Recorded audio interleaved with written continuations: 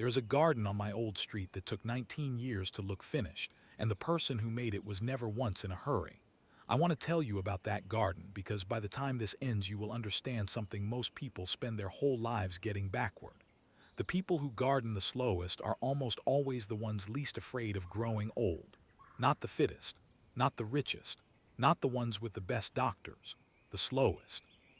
And once you see why, you cannot unsee it in your own life. Picture a narrow strip of ground beside a plain brick house. Nothing special about it.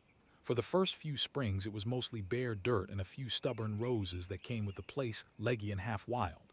The neighbors on both sides tore theirs out and paid for instant landscaping, the kind that arrives on a flatbed truck and looks finished by dinner.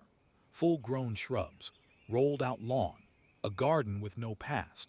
This one person did the exact opposite. They planted a single tree that would not give real shade for a decade. They put in bulbs that would show nothing at all until the following spring. They set small things in big spaces and left room around them, room that looked empty and would not be empty for years. And then they waited. I used to think that was a lack of ambition. I was young, and I measured everything by how fast it arrived. A garden that looked unfinished looked to me like a garden that was losing. Now I am old enough to know what I was really looking at, and I was looking at a kind of courage I did not have a name for yet. The courage to begin something you might not see completed. The courage to be patient in a world that treats patience like a weakness. Here is the promise I will keep before this is over. You will understand why rushing a garden and rushing a life come from the exact same fear, and why the people who learn to stop doing one quietly stop doing the other. You will see what happens inside the body and inside the mind when a person finally lets things take the time they take. And you will meet the thought that garden was holding all along, the one it took me almost 20 years to finally hear it say out loud. But first you have to understand what slowness actually is, because it is not what you think it is. It is not weakness. It is not giving up. It is the most quietly powerful thing I have ever watched a person do. The slowest garden on the street was not slow because the person was tired. That is the first thing almost everyone gets wrong about slowness. They think it is what is left over when the energy runs out. Watch someone who has been growing things for 40 years and you notice their hands never rush, but they also never stop. There is a rhythm to it that has nothing to do with speed. They kneel, they look, they wait. They move one small plant 3 inches to the left because they have learned that 3 inches of morning light is the difference between a thing that merely survives and a thing that thrives. You cannot hurry that kind of attention. It is the opposite of hurry. It is presence, the pure form of it. A person completely inside the thing they are doing with nowhere else they would rather be. The neighbors with the instant gardens were not lazy either. I want to be fair to them because I was one of them in spirit for most of my life. They were not lazy. They were afraid. Afraid of the bare patch, the unfinished look, the season that showed nothing to the people walking by. They wanted the result without the waiting, and so they bought the result and skipped the only part of the whole process that ever changes a person. Because here is the strange thing, and it is the thing this entire story turns on. The garden that took 19 years did something to the person who made it, not to the yard, to the person. Season after season of planting things they might not live to see fully grown. Season after season of trusting a process they could not speed up no matter how much they wanted to. Returning to the same patch of ground again and finding it slightly, patiently different each time. That does something to a mind. It does not just fill a yard with plants. It rewires how a person meets time itself. I watched it happen over years without understanding a bit of it. The face got calmer. The walk got slower, and not in the way of a body wearing out, but in the way of a person who has decided there is no longer anywhere they need to rush to.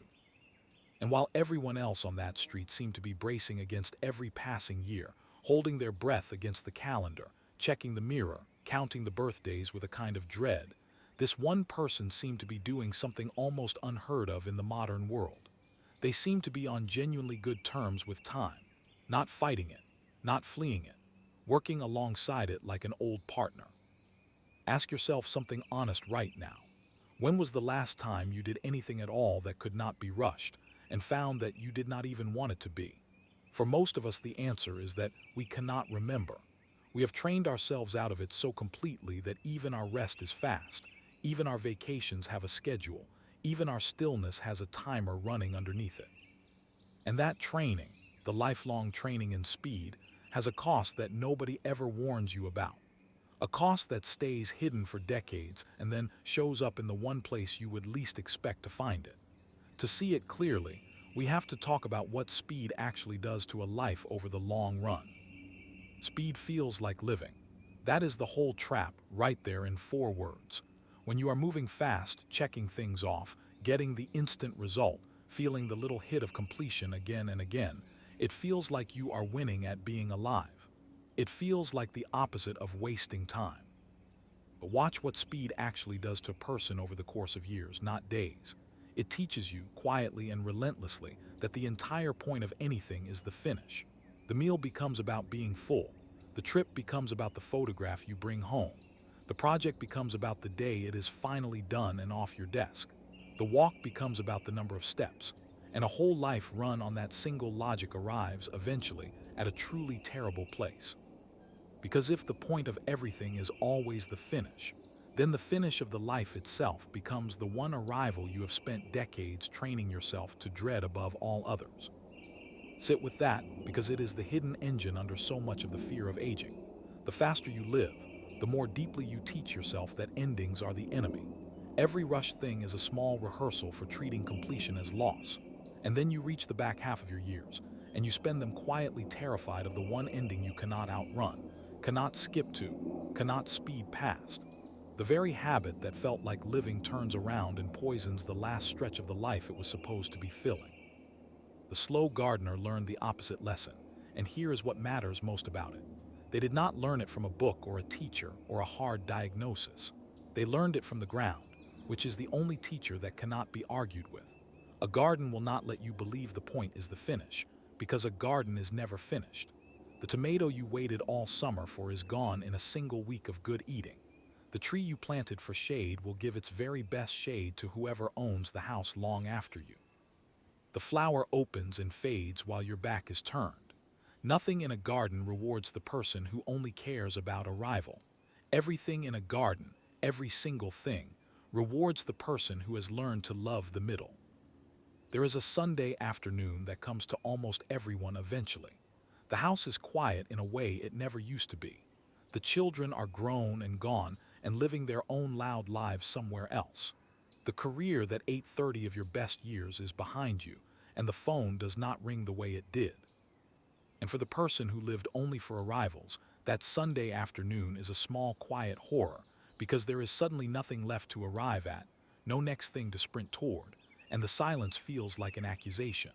But for the person who spent a lifetime learning to love the middle of things, that exact same Sunday is not the horror. It is the whole point. It is the reward. They finally have in abundance the one thing they were always too busy to hold. Time that is not rushing toward anything at all. I have watched both kinds of people reach 65 and beyond, and I am telling you plainly, they do not age the same, not even close. One is exhausted by a lifetime of sprinting and quietly furious that the finish line turned out to be real after all. The other is unhurried, curious, strangely and enviably light. And the difference did not begin at 65. It began decades earlier, in 10,000 small, ordinary choices about whether to wait or to rush, whether to be present or to be finished. So the real question is not how to age well, the way the magazines frame it. The real question underneath is what teaches a person to stop being afraid of time in the first place. And the answer, strange as it sounds, is hiding in something as small and as ordinary as a single seed held in the palm of a hand. Take a seed and hold it in your open hand for a moment. It weighs almost nothing. You could lose it in the crease of your palm, and yet it will not be rushed by anything you do to it ever. You can water it more than it needs. It will not care. You can stand over it and check it twice a day and will it to move faster with everything in you. It will ignore you completely and absolutely. A seed keeps its own time, on its own schedule, answering to a clock buried somewhere inside it that you did not set and cannot touch. The only thing you are allowed to do is provide the conditions and then step back and wait. This drives some people quietly out of their minds. and it heals others down to the root. Same seed, same waiting. The difference is entirely in what the person brings to it. There is a reason that people who have grown things for a long time carry a certain steadiness in them, a groundedness you can almost feel when you stand near them. They have spent years and years in a relationship with something that simply cannot be hurried, and that relationship has worn a deep groove into them. They have learned, at a level far beneath conscious thought, that the most important things in a life happen on a timeline that is not yours to command, and that your only real job is not to force them, but to stay faithful to them while they take their time. That is a spiritual education disguised as a hobby, and you genuinely cannot fake it. You cannot read your way into it, or buy it, or download it, or absorb it from someone else who has it. You have to actually put the seed in the actual ground and actually wait, and actually feel the specific low discomfort of wanting something to happen faster than it possibly can, and then choose to stay anyway, and then do that again next week and next season and next year. Do it a few hundred times across a few decades, and it permanently changes the shape of your patience. It becomes who you are rather than something you are attempting. Now think honestly about what most of modern life actually is. It is the precise opposite: training, running all day, every day. Everything around us is engineered to arrive faster than the thing before it. The message answered in seconds. The meal delivered in minutes. The show you can skip to the ending of the moment it gets slow. The answer to any question in the time it takes to ask it. Every single day, in 100 small invisible ways, we are being taught the same lie: that waiting is a failure, that a gap between wanting and having is a problem to be solved, and that the good life is the one with no gap left in it at all. And here is the cost that never appears on the label. A person trained entirely by speed has no practice, none, at the one thing that aging absolutely and unavoidably requires, which is the ability to be inside a slow unfolding you cannot control, and to be genuinely all right in there. To sit in a process that answers to no schedule of yours, and to keep your peace while it takes its time. Because aging is the slowest garden of all. It cannot be rushed. It will not answer to your calendar or your wishes or your fear. It asks you, without asking, to be present inside a long unfolding you do not command and cannot hurry. And the person who has spent an entire lifetime learning exactly that one skill out in the soil, patiently, without ever calling it a skill, walks into old age already fluent in its only language, while the rest of us arrive as terrified beginners. But fluency in slowness does far more than calm the mind. It reaches all the way down into the body itself, into the tissue and the blood and the nervous system, and that is where this story becomes almost hard to believe. Here is a number that stops people mid-sentence. When researchers go looking for the places on Earth where people most reliably live past 90 in genuinely good health, still sharp, still moving, still themselves, they keep finding the same unglamorous thing waiting for them. Not gyms, not extreme diets, not expensive supplements. Gardens. Daily, ordinary, unhurried hands in the soil gardens, tended by people who would laugh if you called it exercise. For a long time, everyone assumed it had to be the vegetables. Eat what you grow, live longer, simple and clean. And the food is certainly part of it. But the food does not explain the whole gap, and that is the part that took a while for anyone to say out loud. Because you can eat the very same vegetables bought from the very same kind of store, and you do not get the same result. Something else is happening in those long-lived places, something that lives in the activity itself rather than in what it produces. It is the pace. The body of a person who gardens slowly spends most of its days in a state that the human nervous system was built for and almost never gets to feel anymore. Unhurried movement, low and steady. Sunlight on the skin early in the day when the body most wants it. Hands in constant contact with living texture, soil and stem and leaf and root. Long unbroken stretches of gentle attention with no alarm attached to the end of them. The body reads all of that, every bit of it, as safety. And a body that gets to spend its days in safety ages along a completely different path than a body that spends its days braced against a threat that never quite arrives. Think for a second about what chronic hurry actually does to a person physically, year after year. The heart rate that never fully settles back down. The shoulders that never quite come all the way down from the ears. The jaw held tight without noticing. the low continuous hum of urgency that follows a fast life around like a second pulse underneath the first one. That state is genuinely useful for the few minutes when you actually need it, when there is a real thing to run from.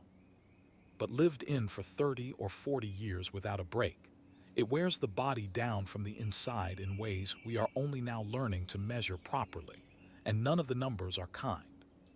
The slow gardener spends hours every week in the exact opposite state, the deep and open one, the one the body was designed to rest inside. And here is the part that matters most, the part you cannot skip past. They are not doing it as medicine. They would be baffled to hear it called that. The moment you turn slowness into one more task to optimize, one more box on the wellness checklist, one more thing you are doing in order to get a result, you have already lost the thing that made it work. It only heals when it is not for anything.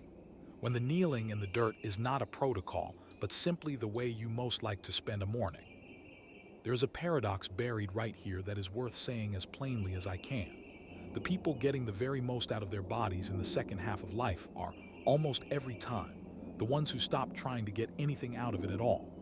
They garden because they love it purely for its own sake, and the long, healthy life turns out to be a side effect they were never once chasing. The chasing itself is a form of hurry, and the body knows the difference. You cannot hack your way to that. You cannot hurry toward calm, or force yourself into peace on a deadline, or optimize your way into presence. The body knows, with a wisdom older than any of our cleverness, the difference between real slowness and slowness you are performing for a result, and it only ever rewards the real thing. There is a small, ordinary detail that gives the whole thing away if you ever watch a lifelong gardener closely. It is the way they stop, not the way a tired person stops, dropping into a chair. They stop the way someone stops who has arrived somewhere they wanted to be. They will pause halfway through a task, trowel still in hand, and simply look at a plant for a while for no reason at all, no purpose, no outcome. A younger person watching feels a flicker of impatience, wants to say get on with it. But that pause is not wasted time. That pause is the entire medicine. It is a nervous system that has learned over thousands of unhurried mornings how to be somewhere completely, with nothing pulling it toward the next thing. That is a thing you cannot buy and cannot fake and cannot rush toward. You can only grow it slowly, the same way you grow everything else worth having.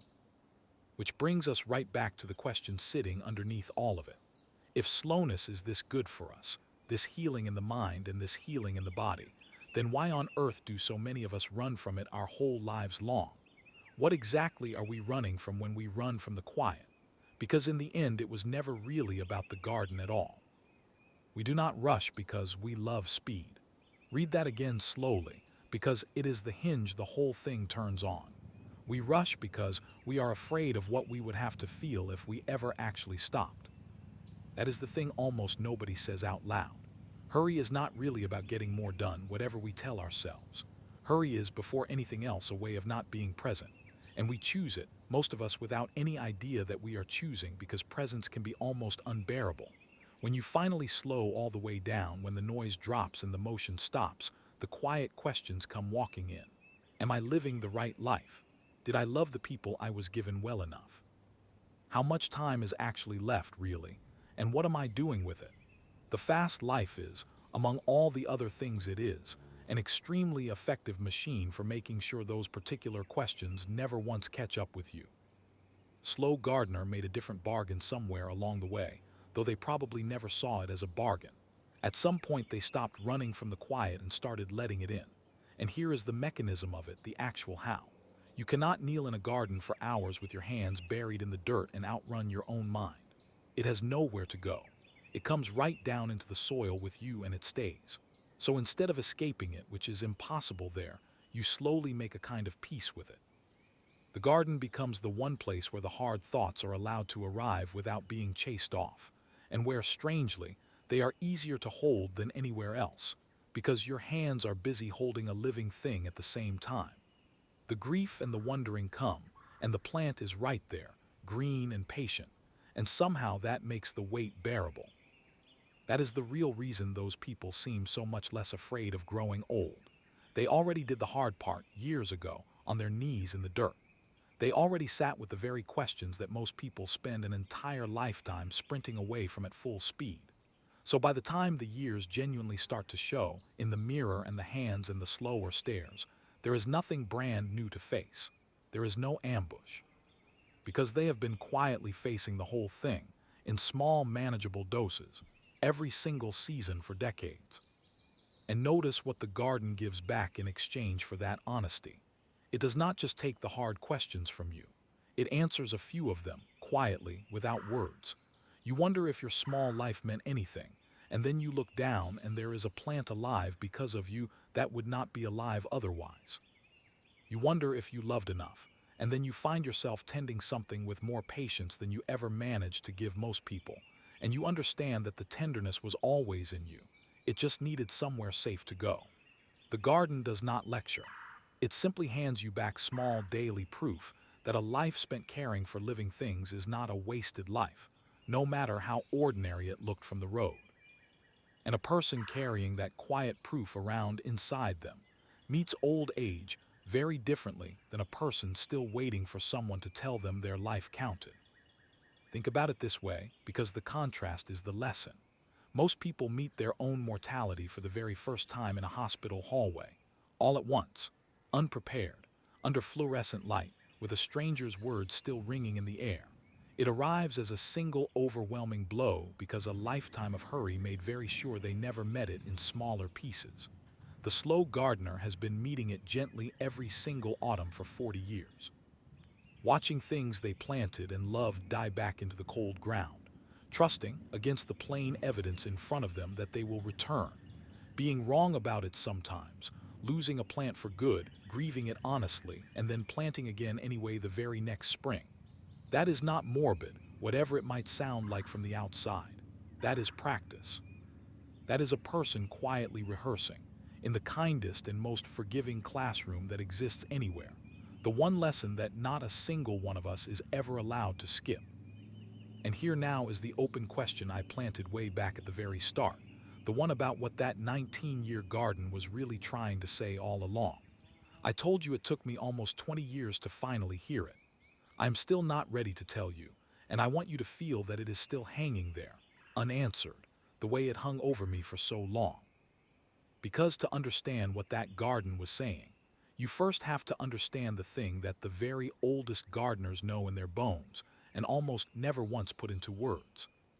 Spend enough time around people who have been growing things for 50 years or more, and you start to notice they all share a certain quiet. It is not the quiet of having nothing to say. It is the quiet of people who have made peace with something the rest of us are still arguing with. Ask them directly what the secret is, and they almost always just shrug. They do not think they know anything special at all. But they do know something, and it lives underneath their words rather than inside them, in how they move and what they still bother to worry about, and what they have clearly stopped worrying about entirely. What they know is this: you are not the point. It sounds harsh said flat like that. It is, in truth, the most freeing sentence in the world once you actually understand it. The old gardener has planted trees they know for a fact they will never sit beneath. They have spent years patiently improving soil that will feed people they will never meet. They have poured their best attention and their strongest seasons into a piece of ground that will comfortably outlast them, and then forget them completely, without a trace, as if they had never once knelt there at all. And instead of finding that thought bleak or unbearable, which is how a younger and faster person tends to find it, they found it quietly liberating, because it lifted the whole unbearable weight off of their own small single life. They are part of something long. They are one pair of hands in a very long chain of hands reaching back before them and forward past them. The garden was here before they arrived, and it will be here after they are gone, and their entire job was simply to tend it well for a while and then pass it on in good shape. That is all. That is enough. That single shift in where a person stands changes absolutely everything about how they age. Because think about where most of the terror of growing old actually comes from. It comes from the deep unspoken belief that you are the center of the whole story, and that the story is now ending. Of course, that is terrifying. If you are the center and the center is closing down, then the entire universe is closing down along with you. But the person who has spent decades in genuine service to something larger and slower than themselves never fully believed they were the center in the first place. So the ending, when it finally comes into view, lands in a completely different place inside them. It is not the collapse of the whole universe. It is one gardener, at the end of a long good shift, handing the trowel across to the next pair of hands. There is a line I heard once from someone in their 80s, still out there every single morning among their plants, moving slow and missing nothing. Somebody younger asked them, not unkindly, why they still bothered planting trees at their age, trees they would very obviously never see grown to full height. They did not even pause over it. They said, "Someone planted the ones I sat under." Sit with that for a moment, really sit with it. Someone planted the ones I sat under. A whole entire philosophy of how to grow old without fear, folded up into 7 plain, ordinary words, spoken by a person who would have been genuinely embarrassed to hear you call it a philosophy. To them, it was not wisdom at all. It was just a fact about the world, as obvious as the weather out the window. It was simply what you come to understand if you stay in the dirt long enough and keep your eyes open the whole time. That is the thing the old gardeners know and almost never say. And the reason they never say it is that to them, it is not a lesson to be taught. It is just how things plainly are. But there is one particular season of the whole year that teaches this better and more deeply than all the others combined. One time of year that does more to quietly prepare a person for the reality of age than any glorious spring or full green summer ever could. And it is, of course, the one season almost everyone dreads. Everyone loves a garden in June. That part is easy. The hard teaching, the real teaching, the kind that actually changes a person, happens in the cold months when there is nothing at all to show and nothing to pick and no reward you can hold in your 2 hands. Winter is when a garden looks, to the untrained eye, completely dead. The beds are bare and brown. The trees stand stripped and skeletal against a low gray sky. The color is gone. The ground is hard as a countertop, and the whole thing looks like it has failed and quietly given up. To anyone who only ever knew the summer version, winter looks exactly like loss, like defeat, like everything the garden used to be has simply died in the night. But the slow gardener, standing at the very same window looking at the very same bare ground, sees something entirely and completely different. And that difference in seeing is the whole lesson, the one this entire story has been walking toward from the first word. They know the garden is not dead in winter, not even slightly. It is resting. Underneath that hard, cold ground, the roots are alive and holding on quietly. The bulbs are waiting in the dark, fully intact, patient, already carrying next spring's flowers folded up invisibly inside them like a secret. The tree is not dying out there in the cold. It is gathering itself inward, pulling its life down deep into the roots, preparing in the dark for a spring it cannot yet see and has no proof at all is coming. Nothing is lost. Nothing at all. Everything is simply passing through a season that does not perform, that has nothing to show the passing world, and that is doing its most important work precisely where no one can see it happening. And a person who has watched that exact cycle turn 30 or 40 times over a lifetime learns something about their own later years that no amount of bright positive thinking could ever teach them. They learn all the way down that a season of less is not a season of nothing. That rest is not the same thing as defeat. That the part of a life where you slow down and stop producing and stop rushing and stop proving is not the tragic end of your useful years. It is winter. It is the resting that has its own quiet underground work to do, invisible from the outside, essential all the same, no less alive for being still.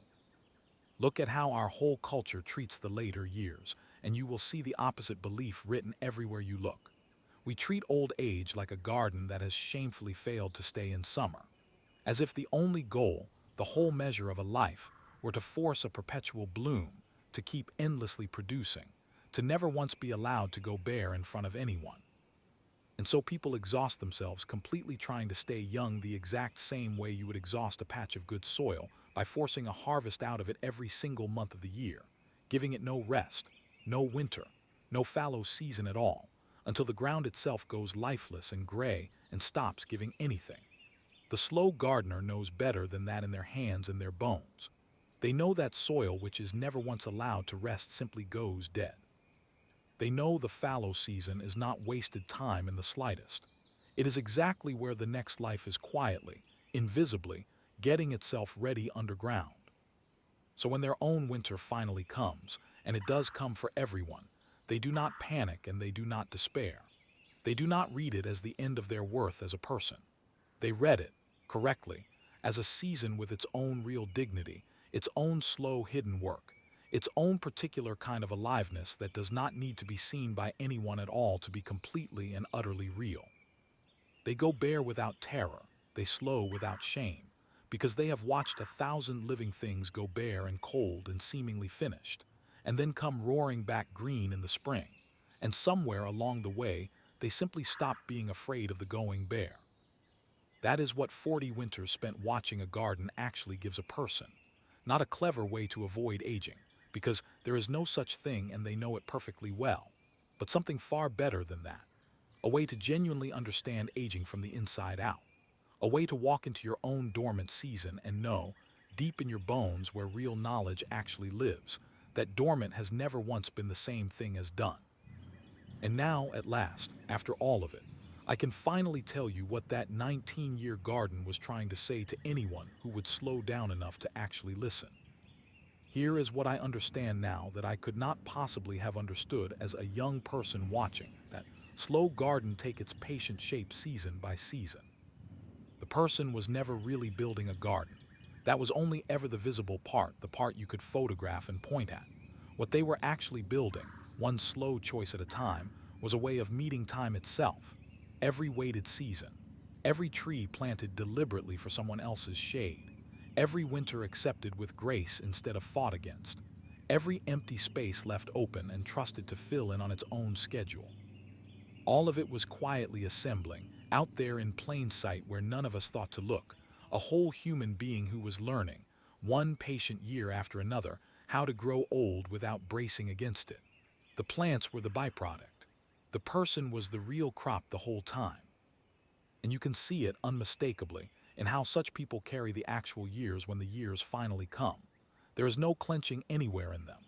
Watch someone who has truly made their peace with slowness reach their 70s and their 80s and you notice, if you know to look for it, that they are not gripping the arms of the chair against every passing birthday. They are not fighting the calendar page by page. They are not at war with the face in the mirror.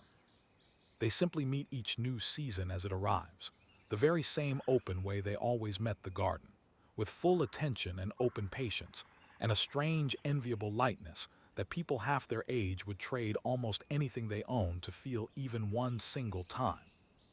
The rest of us brace, and we quietly call the bracing being responsible.